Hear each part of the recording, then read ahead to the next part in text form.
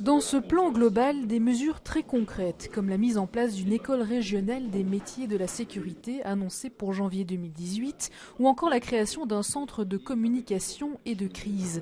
C'est toute la prévention et la sécurité de la région bruxelloise qui est concernée. La sécurité routière, par exemple, c'est quelque chose qui a la fluidité du trafic, c'est des choses qui ont un impact quotidiennement. Mais c'est la gestion des manifestations, c'est la gestion éventuellement, on ne l'espère pas, mais d'un attentat.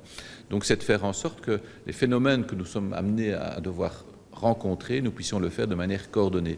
Au-delà d'initiatives déjà existantes, le plan prévoit de mettre la priorité sur 10 thèmes: l'atteinte à l'intégrité des personnes, la radicalisation, la lutte contre la drogue, contre le trafic des êtres humains, l'atteinte aux biens, la mobilité et la sécurité routière, la lutte contre les incivilités, la cybercriminalité, le trafic de biens et la gestion de crise et sécurité civile.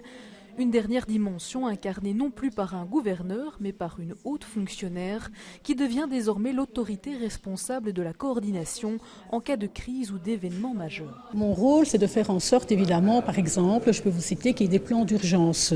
Des plans d'urgence à Bruxelles, le plan OTAN, lorsqu'il y a des grands événements, c'est de coordonner à partir du moment qu'on dépasse le cadre stricto sensu local.